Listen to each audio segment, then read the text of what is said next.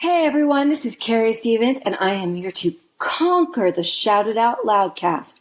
That's right, Tom and Zeus are in big trouble. Bend over, boys. Carrie's taking over.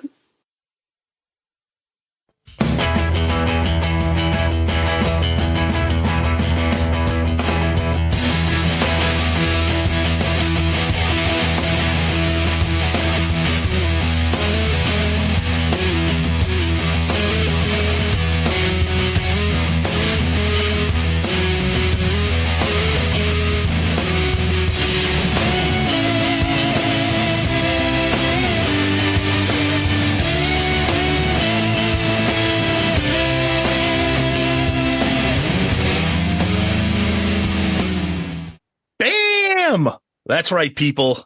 We're back with another episode of Dorm Damage, the show where anything and everything is on the table and the table gets smashed. This week, a very special episode with a brand new secret guest, Zeus. What's going on this week on Dorm Damage? Well, we brought Murph. Yeah, but everybody knows Murph. Hello. But I think this is Murph's first appearance on Dorm Damage. It is. It is, yes. And we brought Dan I Love It Louder. And the reason we brought him is because the four of us got to see the Eagles and Steely Dan at TD Garden on September 11th. Yes. Dan, welcome, my friend. This is a first for you, for us, and for our audience. Thanks, everybody, for having me. This is super fun. It's great to see the Eagles, and it was, Steely Dan was there too. Oh, what do you mean Steely Dan was there too? No, it was great to see Steely Dan and the Eagles were there too. That's okay. We'll get into it. This is the first show that we've ever had where we have two Hall of Famers, Tom. Oh, well, I didn't even think of that. That's right. This is the Hall of Fame extravaganza. That's right. That's right. Suck it, Casada. Oh, I don't care. You got to bring him in. I don't put any clips on for this show, so fuck him anyway. So it doesn't matter. No. Who's Joey Casada? Who is that? It's this guy thinks he's like plays drums, but it's okay. He's a hanger. He's a hanger-on kind of guy. Yeah. So for me, this would be my fourth time seeing the Eagles. I saw them with Murph last time, a couple years back, with my daughter. And Tom, unfortunately, was going to go, but it was a little bit of a COVID thing there going on. Didn't get to make it. We have a little group that, and I'm just going to give you guys some background. We have a little group that we talk about the Eagles. It's Dan, Murph, and I. And we had Tom in the beginning. We're like, all right, he's fucking hating this. We had a text group and he hated this. So we kept him out of it. And then all of a sudden these tickets came available and we got them. And Tom's like, I'm going to go because Steely Dan's there. So we added Tom back in. It was painful for him to hear all this Eagles talk, but we managed to get him in and come along because Steely Dan was going to open up. Now the event was at TD Garden. We managed to get floor seats. We were from the fifth row. It was incredible. Mm-hmm. Now, all of us took different paths to get there. My daughter had a field hockey game, and I didn't think I was going to make it in time there. The fact that I left from Northborough, Massachusetts, and made it to TD Garden in a rain, which we thought her game was going to get canceled, but of course it wasn't. But I made it there in time, found you guys, and didn't miss a song. I knew it was going to be a great night. That's how I knew it was going to be great. Yeah. So I jumped on this. I mean, first of all, I love hanging out with these guys anyways, but I jumped on it because Steely Dan, first of all, the odds of our friend Dan being in the area for the show being on a Monday, which rule of thumb for a lot of us here, midweek concerts are kind of a no-no unless it's something like huge like this. So a huge Steely Dan fan. I've seen them 3 times, and we know, or we know, and if you guys don't know, the relationship between the Eagles and Steely Dan goes way back. They love each other. They kind of hint at each other in some of their songs. So Steely Dan opening and a legacy act like the Eagles, that I've been a casual fan for the Eagles. I'm like, we got to go. This is just going to be a great night. And, and we'll get into it. We'll talk about the set list and all that stuff. So Dan, how many times first of all, Dan, have you ever been to the Garden to see a show? And if you have, who'd you see, or how many times have you seen the Eagles or Steely Dan, etc.? The only time I've been to the Garden was to see Metallica in 2009 on the Death Magnetic Tour. Which is, we talked about that, and I thought it was at the same show. That was a pretty incredible show. Yeah. It was a little different. The banners were up. It didn't look like, whatever, because I'm from New York. So it was hard for me to walk into that place, but it was great not to see all the Celtics and Bruins and everything else that was there. That made it a little easier. But I've seen the Eagles 3 times. Most recently, Don Henley had a little bit of vocal trouble in New York, so I needed to redeem what was going on there.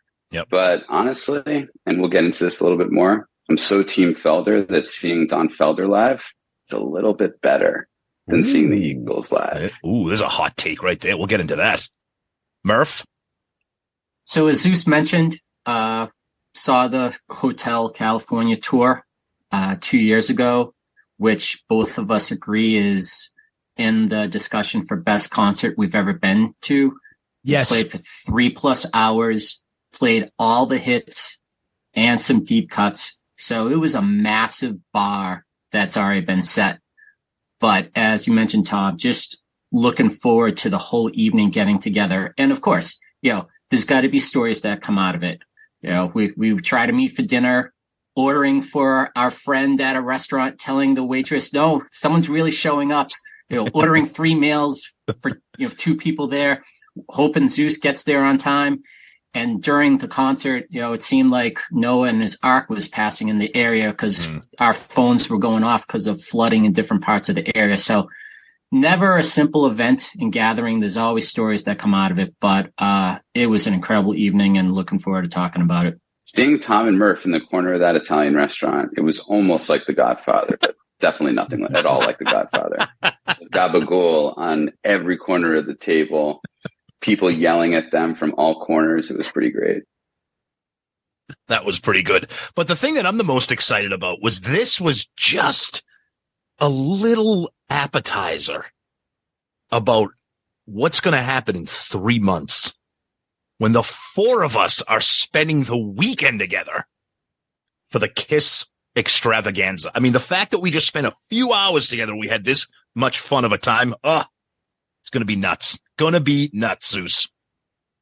Yes, I agree with that. Now, I also brought my daughter because she likes the Eagles. She saw them with Murph last time. She's a huge fan now. So she came along with us. We got there, found you guys, found our spot, and we had like 5 to 10 minutes before Steely Dan comes on. So all of a sudden, lights go down. All these band members, about 50 people came on the stage. 10. Apparently that was Steely Dan, and I kept looking to see if I see Donald Fagen, and I'm like, I don't see him. And then they start with this like jazz number. I think it's called Phantom Raiders, and it's a Stanley Wilson cover. And tell us about that, Tom. Yeah, so every time they open up, they've been doing that for a while. They don't come out and do just like an opening track, like Kiss or whoever. They come out and do this. And if you know anything about Steely Dan, so this particular show, they came out with a 10-piece band, a horn section, the Danettes, the 3 female background singers, which were friggin' smoking and fantastic. Guitar. I mean, if you know anything about Steely Dan, especially, Walter Becker has passed. So you got Donald Fagen, who's up front and center and as weird and awkward as he can ever be. The guy's friggin' hilarious. We'll get into that. But they come out and they do this jazz, because these guys are just like jazz. They're all like musical, like geniuses. It's like insane. And I kept telling all the guys here, I'm like, whatever you do, keep your eye on the drummer. His name is Keith Carlock. The guy's like an absolute beast. If you're into jazz, if you've seen that movie Whiplash, like that kind of stuff. So they come out and they do that little number to kind of get the crowd warmed up. Then they come right out and they go into Josie, and they stuck to their hits. They played 9, 10 songs, whatever. We'll kind of get through the set list, but right off the bat, I'm like, of course, album quality performance from Steely Dan right off the bat. Yeah, I'm just going to add one quick thing. So the band's playing, and I kept saying, where is he? Is that him? Is that him on keyboards? And you're like, no, he's not even out yet. And he comes out, and he's walking like Bigfoot. Oh, yeah. Like in that thing where his hands backwards, like it's facing the other way. And he looks like Bigfoot, just an awkward-looking man, and just a dork. Yeah, and he's got dork. sunglasses on, and he's parked right in the front, the keyboards, and he sits down and he goes into this song, which I didn't know any of these songs. Yeah. And this song is actually pretty good. I actually liked it. The performance, I mean, just seeing that and knowing what I knew what the Eagles were going to sound like, I'm like, holy shit, the musicianship. I can see why they're rivals and friends and frenemies kind of with the Eagles. But talented band. Well, what I liked about the evening is a little backstory. Tommy and I went to go see Steely Dan back in 1996, and I was a little overserved and only remember seeing 2 songs and then being awakened by Tommy in an empty stadium and the show was over. So I was glad to actually see the whole performance. And, I've been more of a hits fan over the years. You can hear them everywhere, on the streaming and yacht rock and everything. But he surrounded himself with an incredible set of musicians. And you don't have to be a fan of Steely Dan to just see during the show how incredible the performance was. Just don't try to put up your camera and record any of it, which I'm sure we're going to talk about more. Yeah. Dan. The drummer was so good. It's hard to take your eyes off the drummer, Tom, to your point. Yeah. He was magnetic. He knew that the whole crowd was watching him. He performed for it. Donald Fagen sounded great, frankly. And the musicians were wonderful. The guitarists were loitering on stage, which is a term we're going to use more than once, I'm sure. But they were super talented and they were great. A bass player sitting down doesn't do it for me, though. I like a bass player standing up, going to the mic and singing. The background singers were super interacting with the whole band. Yeah. They almost were traveling across the whole side of the stage. I thought they were wonderful.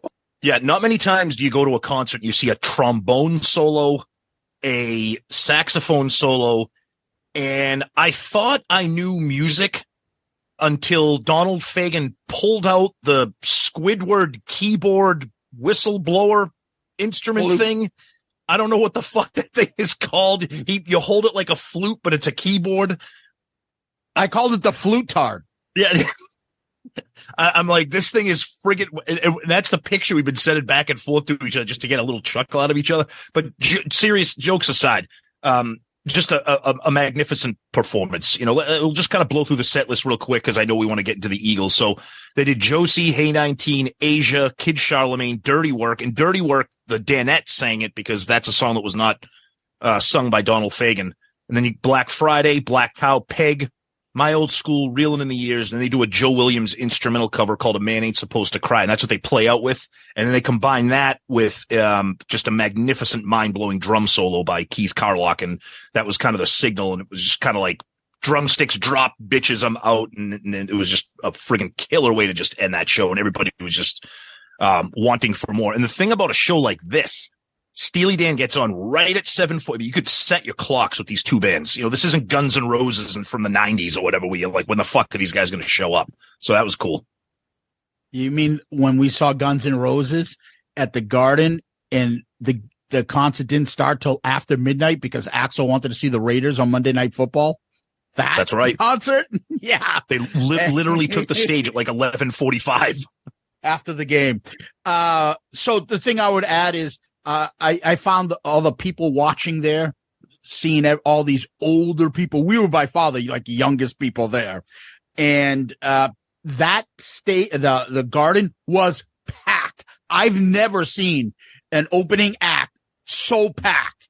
Everybody was there ready to see Steely Dan. It was Steely Dan with the Eagles, with Steely Dan. So people came to see Steely Dan too. So that was amazing. I also felt like every one of those people was like some sort of a character. The 3 ladies, none of them could choreograph their dance moves, but they could sing like angels. They were all just kind of doing like a little supreme hand gestures. Well, every time I think of that, I think of that Diana Ross comment she made about Mary Wilson years ago. It was like, the professional hand clapper? Meanest comment I've ever heard. But like they just couldn't do that. But the lady on the left was a smoke show. I don't know who she is, but she could sing and she was hot. These are the characters that are in Steely Dan. Brian Wilson played the trumpet from the Beach Boys. Bruce Willis was on the sax. Herm Edwards played the trumpet. The drummer was Jerry the King Lawler. Yes. And the bass player was the little Chicago mayor, the little lady with the big eyes and the black hair up to the sky. And then G.E. Smith from the Saturday Night Live band and Stuart Smith doubled up from the Eagles to be the two guitar players. And Donald Fagen is just a great musician, but a fucking dork. I'm telling you, I heard about this on another podcast that was talking about Steely Dan, and they called, because Donald Fagen, we always wear sunglasses, and somebody said that Steely Dan are just geeks with shades. That's what they are. And if you listen to their music, they're almost like so, like when you even meet somebody that's like so like smart or like well read in whatever it's the topic awkward. Is, and they're just awkward. They don't know how to function. Do you remember his, like, we're all looking at each other when he tried to do stage banter? And we're like, what the fuck is he saying? No idea. He's like, like we're gonna play some music tonight. I think Murph was like, all right, love God. Of course. Yeah. Paul Stanley, he is not on the mic as the stage banter. No. All right. So that ends Steely Dan's concert, and we knew what was going to come up, and we were all thrown around. Okay, what's the first? And I bugged Dan the whole night, like, this is the next song. I'm guessing this is the next song. But of my guesses, I think I got it right. So the Eagles come out. I thought I said at the end, after my first three guesses, said, how about this one? Because I think you saw the set list before we got there, Dan, right? You knew what was being played? I'm a big set list guy. I like to go and I like to see what's going to happen. So in case I don't know a song, now it's not the case with the Eagles, but if I'm seeing a band that I don't know as well, I want to know the song before I go and see them. Yep. Yeah. So when we saw them last, they started with the Hotel California as the whole album. So they've opened with Hotel California in the past. So I was like, either that or they're going to do like Seven Bridges Road. And that's what they come out with. All of them lined up. So when you watch the Eagles all lined up, and then you're like, what the fuck is Henley doing with the guitar? Him with the guitar is Mick Jagger, Eddie Vedder with the guitar. It annoys the shit out of me. Put the fucking guitar down. The fact of the matter is they have 4 other guitarists on stage, Don. They don't need you playing a G chord up there. It's just awkward. But they all line up and they do the classic Seven Bridges Road, which they always do so they can get their harmonies out. Let's start with Dan. What do you think? Well, first, I would wager the reason why Henley has a guitar instead of not having a guitar is because he's a drummer. And when you're a drummer and you're singing, you're hiding behind your drum set. There's always something in front of you, right? And when you're up there without a mic, without a guitar, and you're used to being behind the drum set, it's kind of helpful to have a guitar in front of you to sort of do something with your hands, and it's not really that awkward, even though he really wasn't playing the whole time. I mean, really wasn't playing. Seven Bridges Road, I mean, it's a great tune, right? I was thinking about this before we got on. What else could they have opened with? And the only answer really is Hotel California. But to have Seven Bridges Road, the lights are shining from on top on all these guys on the stage. Again, they're just the voices. Vince Gill, what an additive band member. He's just amazing. I loved it. Murph. So Zeus, I'm thinking when you were just making your comments and your question of Don, why you're out there, I'm hearing in my head, well, Mr. Piandes, if you were, I just did the smarmy answer. But yeah, I think they just all need to be standing there holding something, and that's a great point, Dan. But the other song I thought they could possibly open with would have been Take It Easy, which, came up right after. But then again, Deacon Fry is singing that song, so it probably isn't, the way to truly open it. And knowing what you're in for the night, that it's not a terribly heavy sound. It's, a lot of the folk, acoustic guitars. Think back, it's like, yeah, it makes sense. It's a fan favorite. They've always performed it well live, but just seeing them walk out there I got really excited because Tommy, I know you were interested. You were kind of like playing the game and razzing us a bit, but I was really excited to see how you were going to react to it. And I'm not going to lie, like I looked at you guys when they were walking out and I got a little lump in my throat because it was like, damn, this is fucking awesome. We're here. We're going to see it. And, based on what Zeus and I saw a couple of years ago, I knew they weren't going to disappoint. Yeah, so I went into this blind. Like, I mean, I know Seven Bridges Road just because, I mean, I've heard it. I've heard the Eagles do it. I've heard some of their live albums and whatever. So, I mean, I know the band. And it's funny because they don't have that many albums and so many friggin', they don't have that many albums, but they have Greatest Hits Volume 1 and 2. Like, every friggin' song's a hit. It's insane. It's incredible. But anyways, like Dan said, coming out on the stage, seeing all the mics, everybody standing with the light shining on them and the harmony, like, generally speaking, I'm just a fan of anything that sounds good, anything that moves you, whether it's folk music or metal or hip hop or jazz. I love anything that sounds good. And Murph, you said it, and it happened to me a few times during the show. I got kind of overwhelmed, because a band like a legacy act like this that I've never seen before, seeing it with you guys, seeing it that close, and looking at a band that's been around for over 50 years and performing like this, and it was overwhelming to come out like that. Those harmonies are just so effective. And I was just like, I'm ready. So they used to always practice that before they got on stage as like a harmony warm up kind of a thing. And then they would go, yeah. And then both these guys are mocking the video of them doing it with their hands. So Seven Bridges Road, also, I know it from the Eagles Live, which was the first Eagles album. I've told the story many times on Hotel California, ARC. So we're into it, Seven Bridges Road. But the one thing I want to add, though, is I noticed the only one not playing the guitar on that was Joe Walsh for some reason. I don't know why he wasn't strumming his guitar, but he wasn't. I don't know either. I learned from Ace. He showed me what to do. So that's a running theme too. Like Joe Walsh in his face, he is like a better version of drunk Ace. Way better. Seems like he has like a stroke. Yeah. Hey, he talks like I don't know what happened to me. I have a medical problem. I don't know what the fuck is up with his mouth and his facial expressions.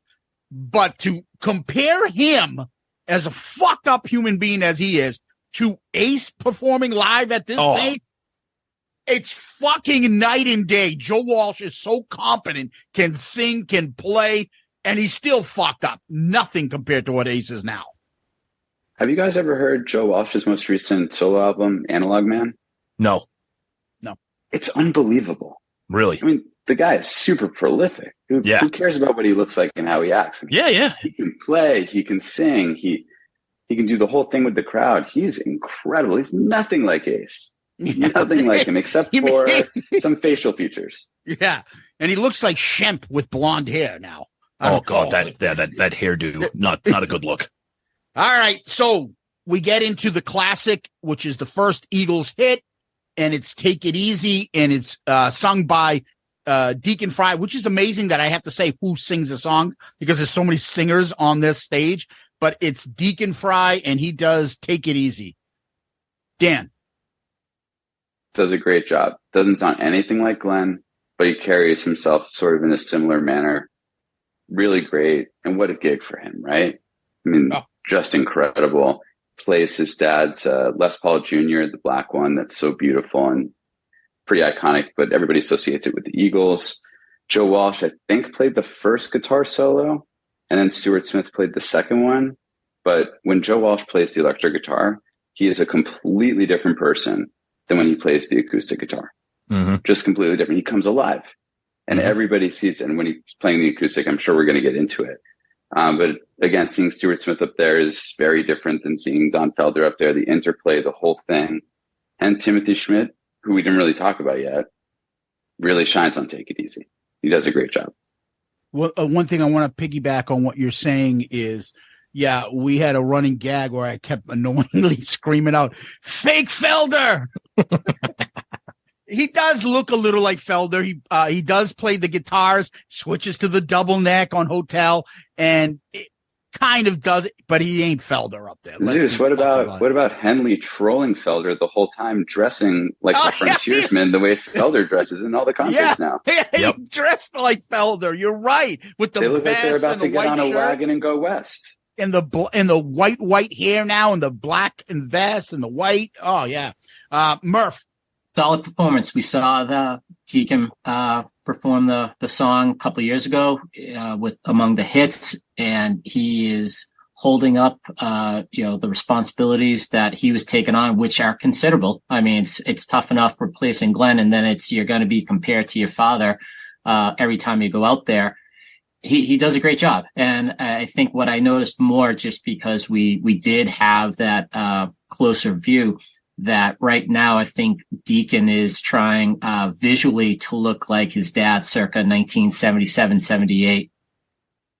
Yeah, with the big stash, he does look like his dad from the 70s Eagles. Yeah. Tom? Yeah, I was taken aback. I mean, I knew that Deacon Fry, played the role of his dad. And again, the music and the emotion, I'm just looking at this kid. I'm like, not only is he just crushing it, but like, what a way to honor your dad. Like you're playing the role of him in his band and you're just killing it. Like, and it was just, so Seven Bridges Road was one thing, but then to see the band playing their instruments and they stretch from one side of the stage to the other. So your eyes are just going left to right and just watching everybody do everything. It's such a way to watch a show, as opposed to like when you see Kiss, there's Gene over there and there's Paul and there's whoever. You're keeping your eyes. Okay, what's Vince Gill doing? Okay, what's Timothy B. Schmidt doing?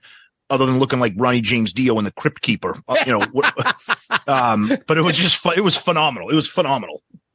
Tommy, as we said at the beginning, I was very curious how you were going to react to the performance, and it was like they weren't even into the chorus yet, and I heard you go, "This is awesome." And I was out of the corner of my eye, I was just trying to see how you were reacting. Were you getting pulled in? And I was pulled in right away, like instantly. I was just like in awe. I'm like, I can't believe this. Yep. I was like, Dad, we got him. Yep. You got me hooked. Yeah. So the only thing that I'm going to just jump on is I find it funny that you keep saying playing the role of him. Were you going to yell out to him too? Fake Fry. Well, I know that was, I guess that I know that was bad phrasing. That was bad phrasing. Right. But that's Fake Fry. Yeah. Anyway, so let's go into the next song, which is One of These Nights. Dan. This is my favorite Eagles guitar solo. Better than Hotel California. For me, this is it. Who did the solo? Oh, Felder did. Okay. Absolutely, Felder did. And Stuart Smith was there too. But Stuart Smith's an amazing musician, right? He's just not Don Felder. No, he's Tommy Thayer of the Eagles. Yeah. I mean, Henley's voice is amazing. It sounds really great. I didn't think there was any lip syncing or anything like that. He doesn't need it. He's just great. Yeah. At this point of the show, it was in cruise control. I knew what we were expecting. I knew they weren't going to disappoint any of the songs. It was that, just what are they going to play? And when they came along, this was like, yep, nice. All right. And I just savored the moment. So again, I'm going into this blind. I don't know. I mean, obviously I know who Don Felder is. I don't know who Stuart Smalley is, or whatever the fuck is, whatever the guy's name is. Fake Felder. But independently speaking and not comparing him to Felder, just looking at him as a talent, I was blown away. I thought he played like 17 different guitars all night, and everything he did, I thought it sounded great. Again, he doesn't have the power and the passion and the emotion of Felder, but I thought he was great. And this is one of my all-time favorite Eagles songs. If I have some, I love this. I love that little opening, that little bass in seeing Timothy B. Schmidt. Talk about, just real quick, I want to give, everybody talks about this band. Timothy B. Schmidt, I mean, just keeping the groove rolling the entire night. Just over there, he's a smaller guy compared to everybody else on that stage, and God love him. He was just killing it, just keeping the groove going all night, and especially on this song. Yeah, Stuart Smith's been with the band since 2001, since they fired Felder. So he's just a professional and a great guitar player. Yeah. But unfortunately, he's just there to do the Felder part, and he kind of looks like him, so he gets that shit. The only problem I had with this, and this is what I said to you, Dan, I'm like, is he lip singing? Because on one of these nights, that's Randy Meisner, who does all that background and high-pitched stuff, who takes over on the outro and all that. And I could see him singing, but I'm like, it sounds just like Randy. And I don't remember Don doing those high-pitched voices. I don't know. It was, you guys felt, yeah. Henley does do those last outro sort of high falsetto voices. That's him. So if you watch the 1977 video of them at the Capitol Theater that came with the history of the Eagles, when they play this song, you can sort of see it all there. And Randy definitely is doing those backgrounds, but it's Henley doing the falsetto at the end. And you can even hear the difference in the voice. Randy's voice his consistency is different than Henley's is. Henley's more raspy, Randy's is more pure. And that's why Schmidt works in the band pretty well. But it was interesting. Schmidt and Vince Gill were doing the same type of doubling. So that's why there was a little bit of that confusion. There's also too much to see on the stage. Way too much to see on the stage. It does get overwhelming. The one thing I did notice from this concert, from the last one, is Don stayed on stage the whole time. Henley was probably off stage for about half the songs the last time after they did Hotel California. Like, he would take breaks, especially on Joe Wall songs. Like, I'm not doing drums. He would leave. And so they would basically come back this time, and Don would play drums. Or if he didn't play drums, he was up front. If he didn't play up front, he was doing the bongos or the congas, whatever the fuck he was doing on the side. Anyways, next track, New Kid in Town. Time for me and my daughter to take a little bit of a break and sit down. Dan. It was great to see the crowd go like up and down, and the audible groans that were happening as people were going up and down. That was pretty funny. This is a great tune. J.D. Souther song. Love it. Can't get enough of it. They crushed it. My MVP for the night, Vince Gill, was looking for when he jumped in, and he's been such a value add to that group over the last couple of years as they've been touring, and he didn't disappoint. Knocked it out of the park. Murph, I second that. Vince Gill was easily my MVP. I mean, the whole band was fantastic, but everything he did, he crushed. And vocally on this one, it was fantastic. Yeah, I'm a big Vince Gill fan. I loved him since the 90s with his voice. One of the best musicians. Him and Patty Loveless do session work and background vocals for like every big album in the 90s because their voice is so good, and their own stuff is just incredible. He's won 1 million Grammys. Perfect addition to the Eagles. Makes a song like a New Kid in Town pretty good. I just was never a big fan of the song, so that's the only reason. But let's go to the next track, which is Take It to the Limit, done by the aforementioned Vince Gill. Dan. Love when Vince sings this song. Really brings it all alive for me. And yeah, what can you say? It's a huge hit, great tune, and Vince's voice is, unlike any other. I was surprised that they went into this back-to-back for double Vince performance, but that was going to be one of the highlights of the night because, at the end when he was going to hit the high note, can he hit it? That's the story of what was kind of Randy's downfall, among other things. And that got a reaction out of the crowd when Vince, as we all knew, would hit those notes. Give me more Vince. I love the back-to-back. It was great. The song is okay for me, but again, when you see certain songs live, you're just like, okay, now this is my new favorite song. This is my new favorite song because the live experience just takes you to a different place than when you're hearing it, anywhere else. So gotta love Vince. Yeah. So Take It to the Limit. I've never heard it sung by Randy Meisner. By the time I saw them on the reunion tour in '94, he was already out of the band. So I knew what I would get. And Vince always does a great job on it. It's a great song. It's a Mount Rushmore Eagles song for me. And they did a great version of it. Next song, Best of My Love, which I believe, because it was September 11th, Don Henley gave it as a tribute to America. Another time for me, my kid, to take a seat. Dan. Love A Tribute to America, An Important Day. That was good, but commenting on the song, I'm going to pass on this one. I could have easily left this out. I don't need to listen to this song ever again. Never liked it. Don't even know why it's in the set.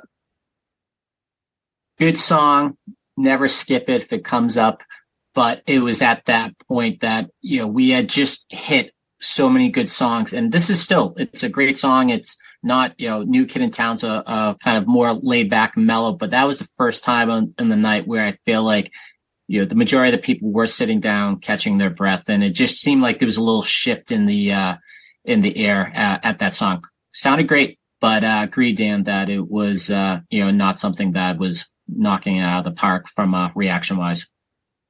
Yeah, you see a lot of bands do this though. Once they get, they blow the audience away with a couple of hits, popular ones, and then they kind of settle into their groove and kind of pull back on the throttle a little bit. And that's clearly what they were doing here.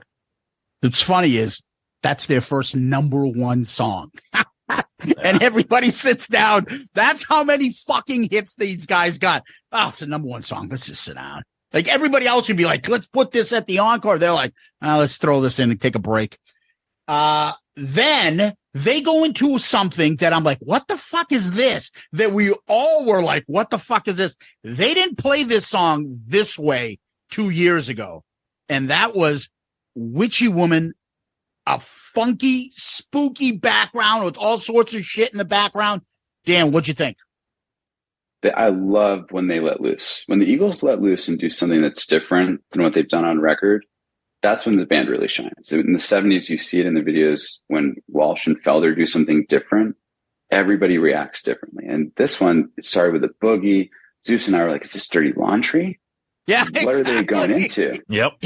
And then Witchy Woman, for me, this version, this was the highlight of the show. Wow. Yeah, I wasn't sure where they were going. Same deal. I know I was kind of on the outside, so didn't hear that conversation. But that was my thought: is this Dirty Laundry? And yeah, the background, it had the Halloween vibe, so it was weird, but different take. Definitely sounded different, Zeus, than what we've heard in the past. But it was a good performance. I felt like it was a good rebound from the previous song, from just getting a little energy back into the crowd. Oh, Witchy Woman. Yeah, right off the bat, I'm like, this is Dirty Laundry. I love Dirty Laundry. And then all of a sudden I'm like, oh shit, they're like funking up Witchy Woman. And I thought it was great. I loved it. I like the song anyways, but adding that little kind of little extra to it was really cool. Yeah, they don't usually do like special effects or something, but that background stuff, you picked up on it, very Kiss-like. Anyways, let's get to the next song. And the next song is, I'm going to take a seat because I think actually this is the first time Dan took a seat. Peaceful, Easy Feeling. I really don't like the studio version of this song, but I really like the live version. It's really grown on me. The first time I saw Felder at City Winery, I think it was 2014, and he played this, I thought it was a super weird choice for him, but then it sort of turned my ears onto a different version. And now when the Eagles play it, it sounds like that. It's more electrified. They do an extended guitar solo. It's a whole thing that's very different than the studio version. So I have always been a fan of the song. I know it's another mellow one. I mean, I think if I look back, I do like more of the traditional acoustic sounds. I love it. I mean, it's just that simple. I thought they sounded great. They all come together. Harmonies kicked in. This for me was one of the higher ranking songs of the evening. And this is why you had me come to the show with you guys, because when I think of like how I'm kind of like ambivalent about the Eagles sometimes, I'm like, oh, don't they sing Peaceful, Easy Feeling? It's not a bad song, but I'm just like, this is just a little too light in the ass for me. I need a little bit more. Again, the performance was great. It sounded terrific, but not a song that I'd like to hear repeatedly with the Eagles. Well, when all seven of them are going, ooh. Yeah, exactly. Yeah, Peaceful, Easy Feeling does not get you to jump up and fucking fist pump and go nuts. It's a great song. Don't get me wrong. Again, it's just one of those things that, like all the Kiss songs, when you hear them in concert, you're like, I've heard this song All right, I know it. Can we move to the next one and get me excited? It's a good song, and it's a hit for them. So, and that was Deacon, I believe, that sang this version, right? Yep. Yes. Yep. Okay. And then we move on to another one, which I think I continue to sit down. Not a big fan of, off Desperado, and that is Tequila Sunrise. Dan. Pass. Great movie. Michelle Pfeiffer throwing 95 in 1987 for the movie with the same name. Like the song, same reason as mentioned before, but given Dan's reaction, I'll just end it there. It's all right.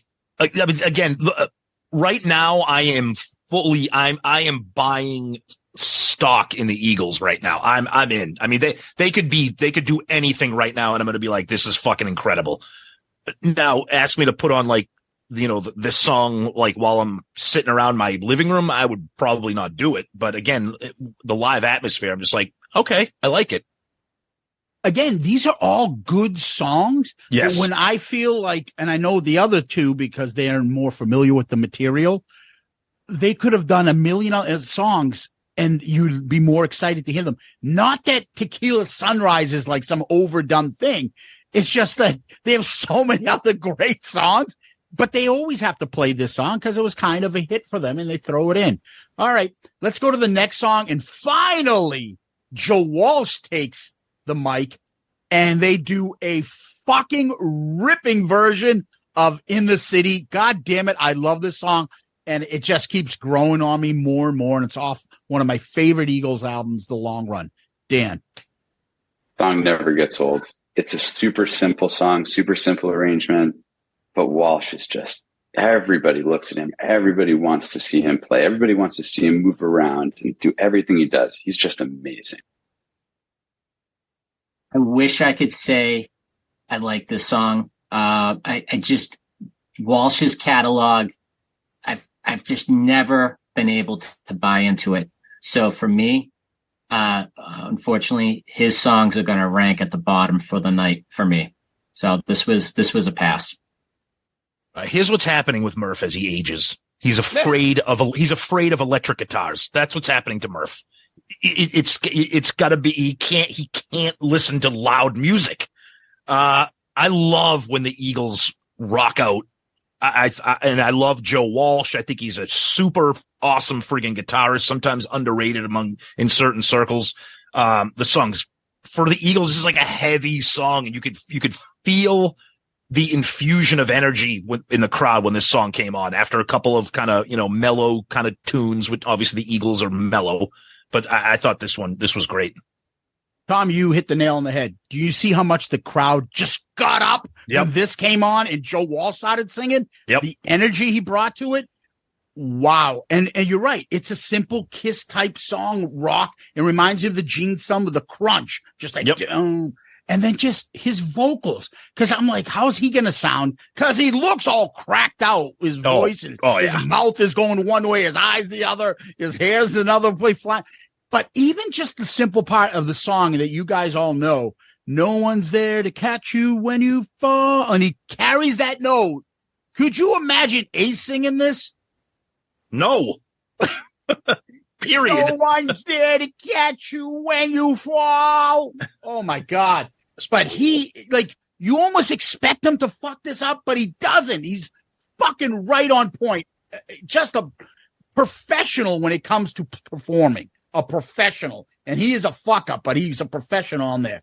And then it's time for me to sit down again, and because this is, I think, Murph's favorite or Dan's. I don't know. One of you two love this song, and that is "I Can't Tell You Why."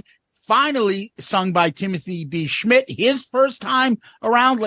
Think about he friggin' sings. That's I think the fifth person singing now. So Timothy B. Schmidt, and that's another number one song by a different singer. So Dan. You. Unbelievable song. I think either Schmidt or Felder called it airy. There's so much air in it. And the guitar solos and the guitars, just the way they intertwine. It's all great. I love this song. Yeah, it was interesting that it took until halfway through the show before Schmidt actually got to sing. You had Deacon and Vince Gill, perform multiple times beforehand. But Zeus, as you mentioned, I know, he's fake Randy, whatever you want to call him, but I truly, truly love this song. It is my favorite Eagles song because it's the one that I stumbled upon first. I was that person that bought Volume 2 before Volume 1, and this was the one that jumped out to me. But the other part, and Dan, as you referenced, I think my favorite part of the song is the end. Just airy outro performed back in the day by Felder. I think that's what has always won me over with the song. So highlight for me. Yeah, good song. I like this one too, and I just like the change of pace with Timothy B. Schmidt's vocals. I thought he crushed it, and yeah, nice song. I liked it. So he introduced Joe Walsh afterwards, Timothy B. Schmidt, before he started, and the crowd usually goes nuts. It's a big thing, Mr. Joe Walsh. Everyone goes, it's an Eagles thing. But the other part to this is when they did that song, I remember that Glenn Frey goes over to Timothy B. Schmidt, congratulations. I bet this is going to be a number one song. And he told them that, and he just joined the Eagles. So it's a pretty foretelling kind of a comment to make. Then they get into Lion Eyes by Vince Gill. Dan. Love this song. Great song. A little long in concert, though. Yeah. I was expecting Deacon to be singing this. I forgot. I don't know if he's done it before, but, just as we talked about how, we were all such a big fan of Vince that night, it was nice to see him take that song. And I don't remember it feeling as long. But, these two back to back might have been my high point for the night. Wow. Okay. This was probably my most memorable moment of the show the entire night. Not saying it's my favorite Eagles song, but by this point, I am so just in on what I'm seeing and hearing and experiencing. When they all hit the chorus of this song with the harmonies, I could feel it in my body. I could feel it. And I'm like, this is why you go to concerts. This is why you listen to music. It was just awesome. Tommy, was that the point where you turned to me and said, I know what I'm getting for my next tattoo now? No. Tom, I was good. That was my comment, basically. It's when the Eagles hit the chorus, you can hide, and they all are singing this. All of them. Overwhelming for me. It's one of those things that it's a similar thing that I've said to you. I hear Steely Dan. You can't say that these guys aren't talented. You can't mistake that. Same thing if you hear a Rush song. These guys are talented. You may not like it, but holy shit. Same thing with the Lion Eyes. Now, let's go to Joe Walsh doing his hit, which was on the Eagles Live, but Life's Been Good.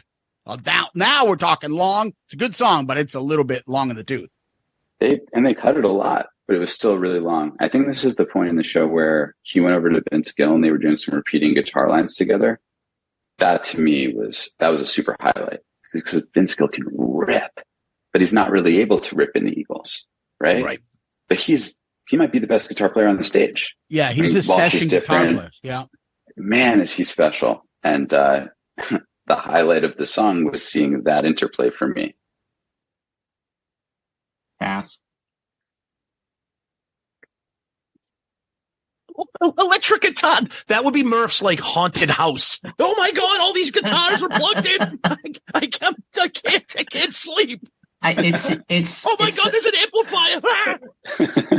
It's the voice. I'm sorry. Well, I'll just jump in. My Maserati does 185. First of all, I've always thought this song is a mess. I think the verse, the structure of the verses and stuff. I'm like, musically, yeah, it was great, the guitars and stuff, but this song has always been just silly to me. This is like something stupid like Ace would do. I know we keep comparing to Ace. This is like a bad Ace song. It's just Rock Soldiers or something. Yeah, it's just stupid. Yeah, it's stupid. It is. It works because it's got a wink in his eye when he's doing this song. Yeah. You know what I mean? I lost my life and now I don't drive. It's a little bit of a wink there. But the thing is, Dan, he did go around with, I think, all the guitar players and played with them, each one of them a little bit, right? I think that was the song that he did that. Well, he plays in I think it's the next song or the next one with Deacon, and that sounds really good. But this one with Vince Vince is amazing. Yeah. All right.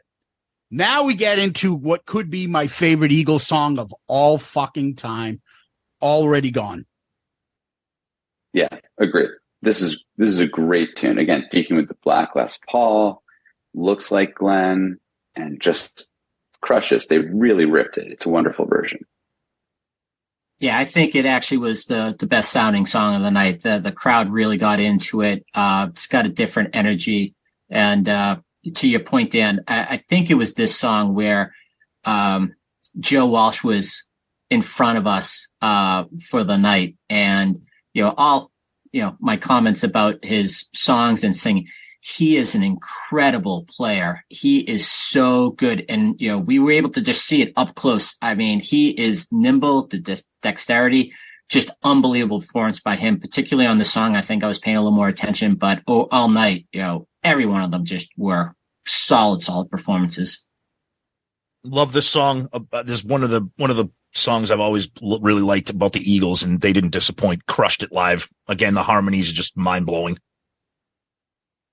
Glenn Frey, this song, the lyrics are just so badass. It's a kiss off song, like, go fuck yourself out of here, whatever. And it's got that Paul Stanley type catchy chorus, the woohoo, and the whole band doing that. It's like an anthem. And Eagles don't really have anthems, but this is as close as they're going to get with this. And I thought Deacon does well, but Stuart Smith, you're no Don Felder on this solo. He does not have that touch.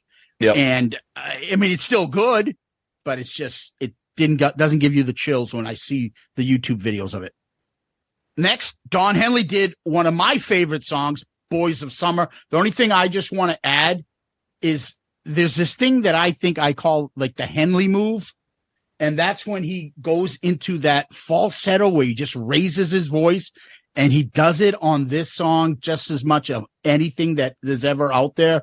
And I just, I can't tell it, but I can see you, your brown skin shining in the sun. That voice, it's an angel.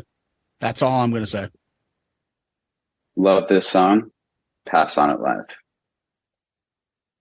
My favorite solo song of his, but in the context of the evening, I was fine if they didn't play it.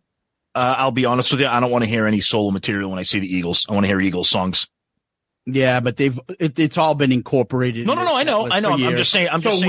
So Eagles fans are all used to it. No, I know. Joe's songs. I don't like it. But you're not going to hear fucking "You Belong to the City," whatever that. Where the hell was Smuggler's Blues? With the fucking give me the heaters on. I mean, if you're going to do that, that's a good song.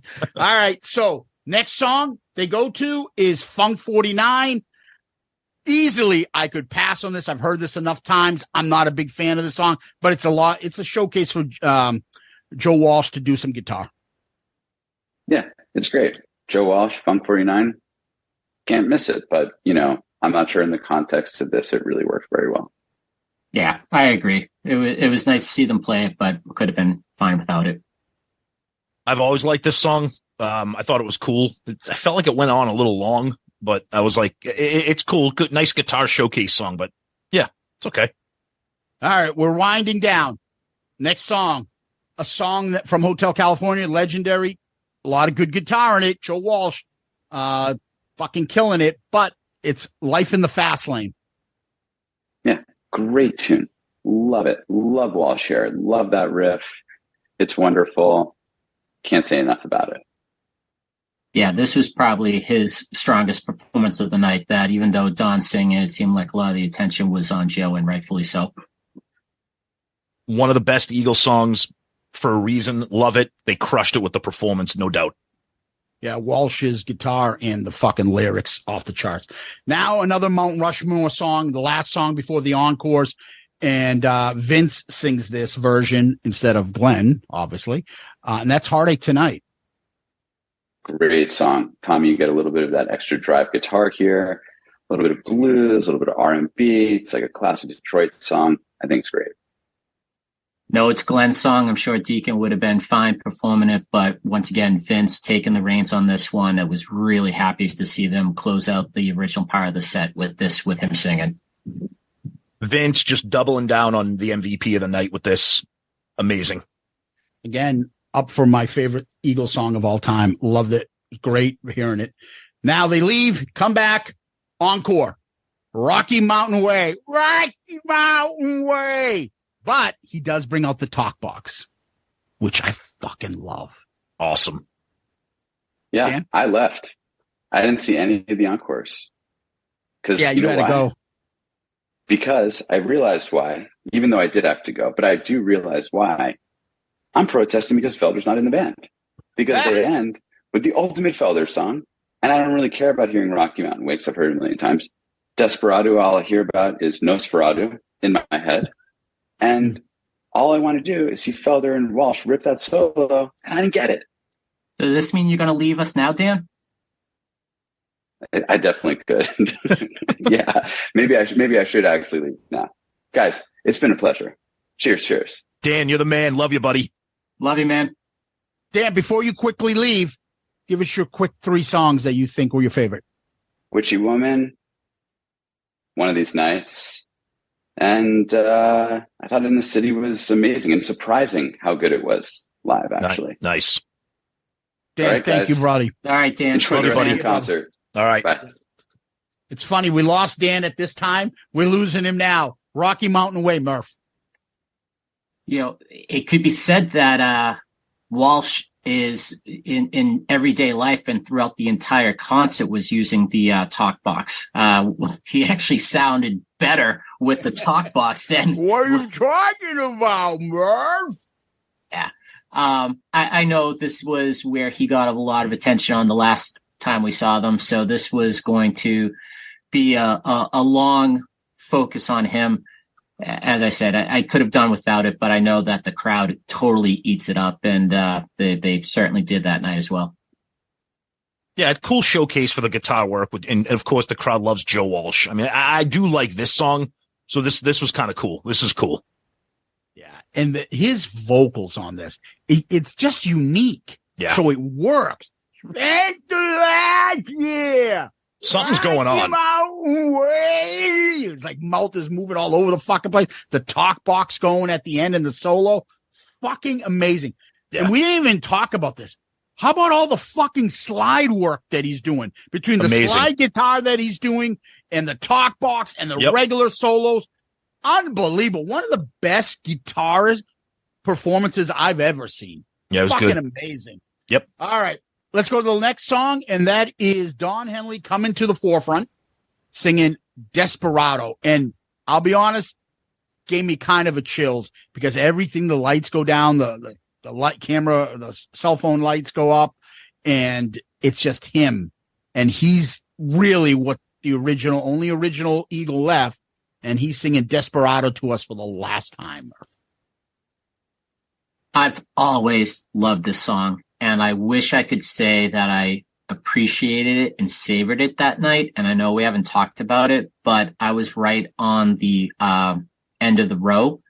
And all night long, people were fucking coming up, trying to take video clips, trying to dance. And you had security staff pushing everybody back. And this song, there was just this swarm of people. And actually, there was somebody that crossed our road because she was shit-faced and wanted to dance with her boyfriend in the aisle. So I was just getting really aggravated with everybody around us. It was right.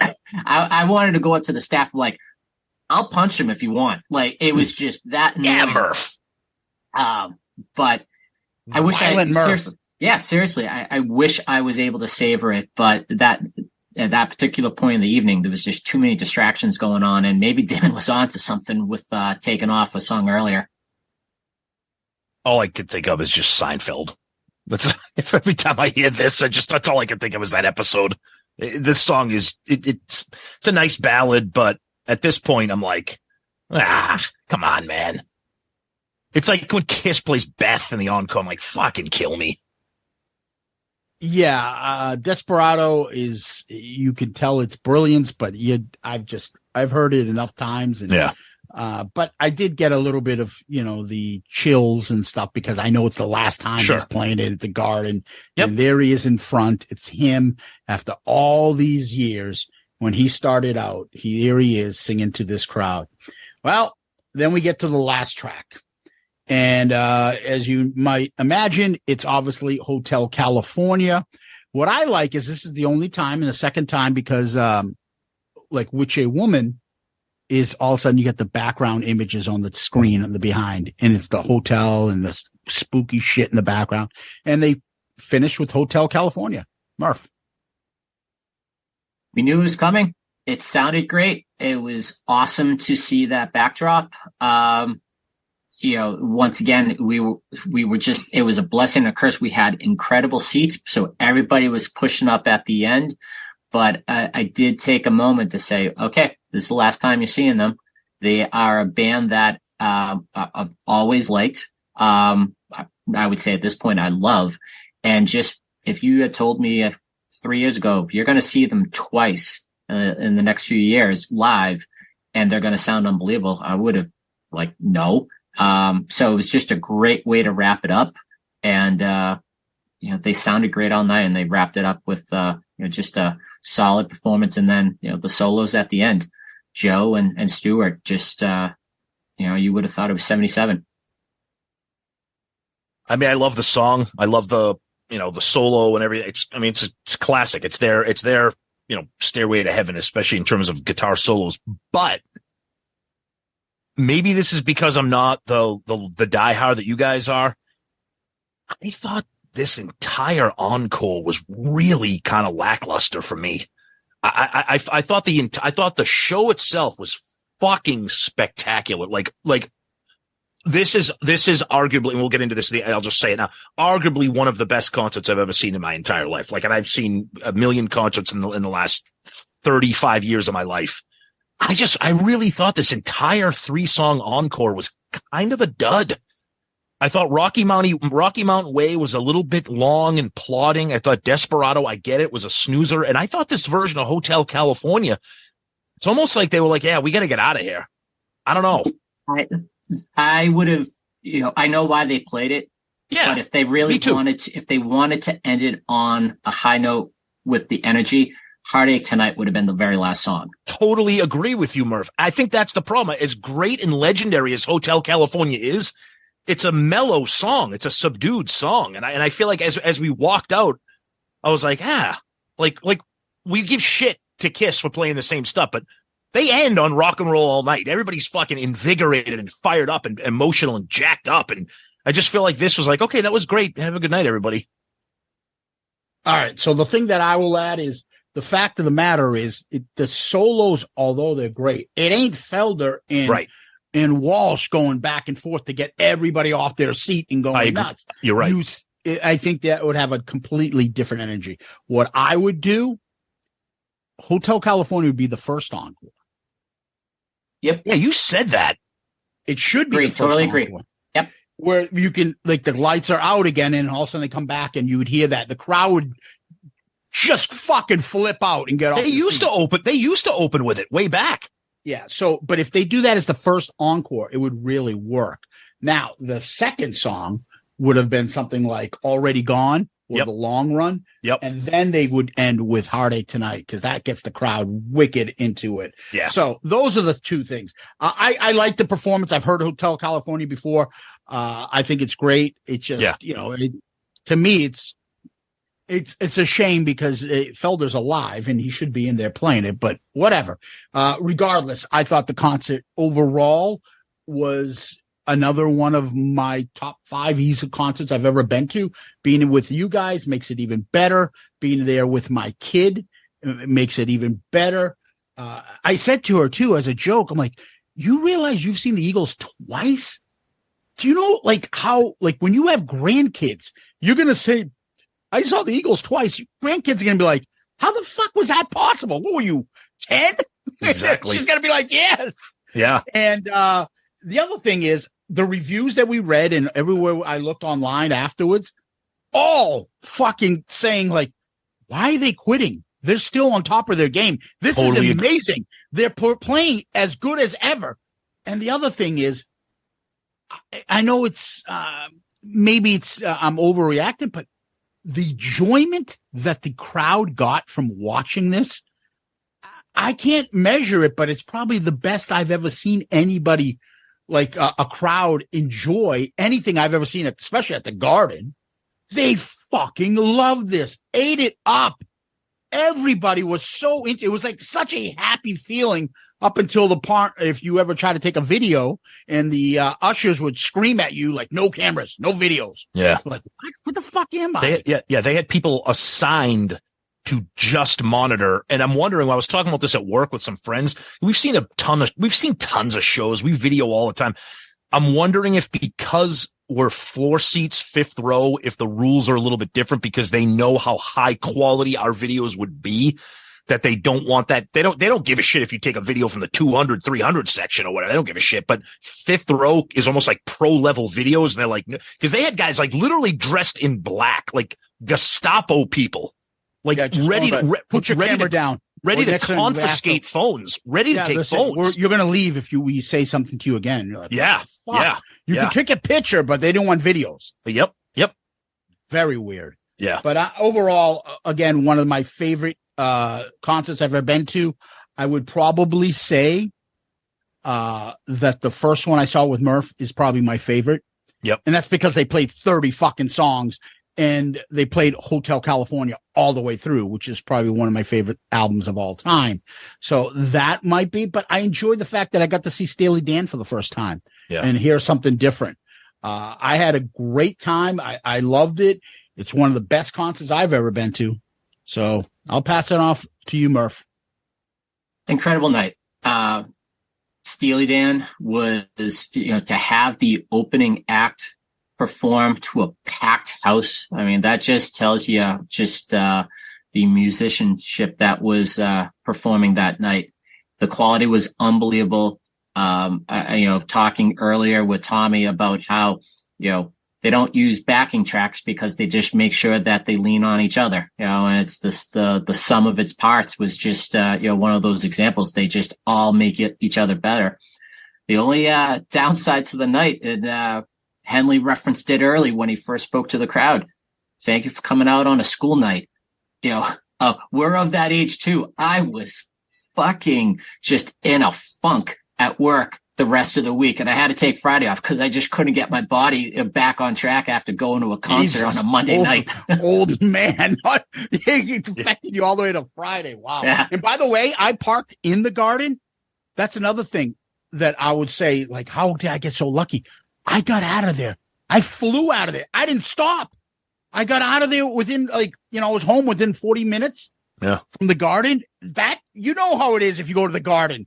If you get stuck there, you're in there for like 45 minutes or an hour circling around to get out of there. And everything worked. I got there on time and I left easily from the Garden. So, Tom. Yeah, I mean, Steely Dan doesn't open for anybody. I mean, they're a headliner. They tour, but of course you put these two bands together. We mentioned at the beginning of the episode, how much respect and admiration they have for each other. So seeing Steely Dan for me just was phenomenal. It would be the last time I see them probably. And seeing the Eagles for the first time and just being blown away. And now just an incredible experience.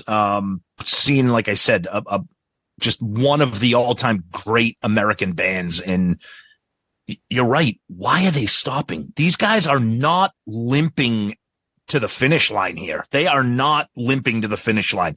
All of these guys are crushing it vocally, musically, performance-wise. And that's because the music is conducive to that. It's not hard rock. They're not trying to do Deuce and Detroit Rock City. They're doing this type of mellow rock that has a little bit of upbeat stuff to it. So they can keep doing it. The only thing I can think of is like, fuck it, we're old. Let's just sign off. Hey, I was thinking, Tom, so you mean like Timothy B. Schmidt isn't getting dragged up to the rafters? Vince Gill isn't spitting blood out? Well, another thing, you bring up another point too, Murph. Hold on one second. You bring up another good point, and we didn't talk about this yet. They didn't waste any fucking time. No extensive banter in between songs, no solos, no bullshit. It was boom, boom, boom. Even so for the encore, for me, it felt like it was one of the first times I've ever seen a band like not get off the stage and waste time. Yeah. They just went right into the encore. And I was like, this is like just a well-oiled machine. They're not fucking around. Yeah, conserving energy, big time. Sorry, Zeus, go ahead. No, Henley even said it, right? He's like, we're not going to be talking much because we want to get as many songs in here as possible. Dude, you never talk. So, but it's always funny because one of the things that you would hear about in Felder's book and things like that, they would always say how fucking anal Don Henley was when they brought, like, it was a problem to bring Joe Walsh in because he didn't think he could handle him because he is so fucking meticulous. And Joe Walsh is a crazy man. He wants to walk around stage, talk shit, do stupid shit, say stupid shit, and it fucking would drive Henley nuts. And he hates that shit. But over time, he's like, you know what? Fuck it. We need this kind of Joe Walsh at rock attitude. And he would let him, even like the stupid shit where Walsh this is the only thing when he was doing you guys are going to go wacka, wacka, wacka. Oh my God. That was hilarious. So let me ask you this, the $1 million question here. You guys are the Eagles diehards. You've seen him multiple times in concert. Let me ask the question that everybody loves to ask. The set list. What were your thoughts on the set list? Murph.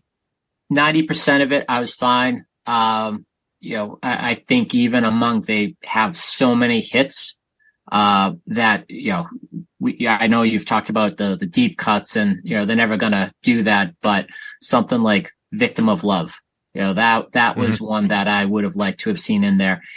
The set on itself, it's unbelievable. You even made the comment of like, I can't believe they have so many good songs that they are playing tonight. And I think it's just more of kind of mix it around, like with the encore, that I think you hit it on there. Start with Hotel California, put in Heartache Tonight or, just Already Gone. You can mix it around, but there was just a couple of points during the middle of the set where it got a little too mellow at times, but that's their background. Right. Yeah. Exactly. Exactly.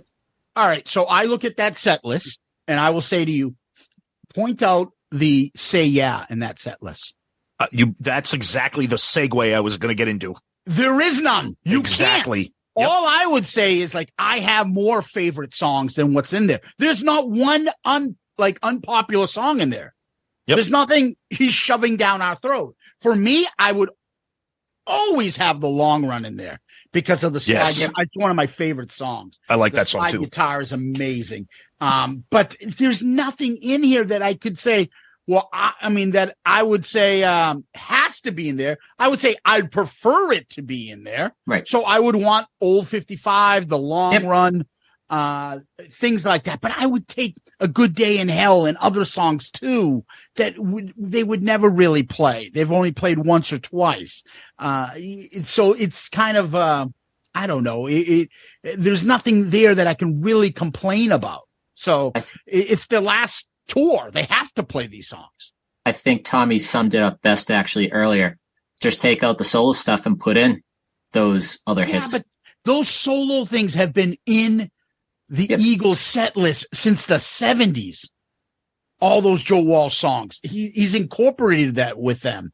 The only thing is but Boys of Summer is such an iconic song.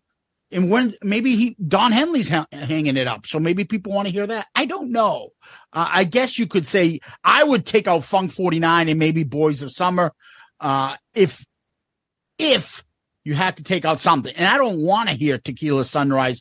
I don't want to hear I Can't Tell You Why, but you got to leave them in there. There's too many people that love those songs. So I just looked at Kiss's last performance when they played at that Speedway or whatever that thing in Wisconsin. They Say Yeah's not in the set list. They took it out. They took it out because they didn't have a certain amount of time. They also took out, if you notice, Do You Love Me? And they also took out Deuce is not in that set list. Right.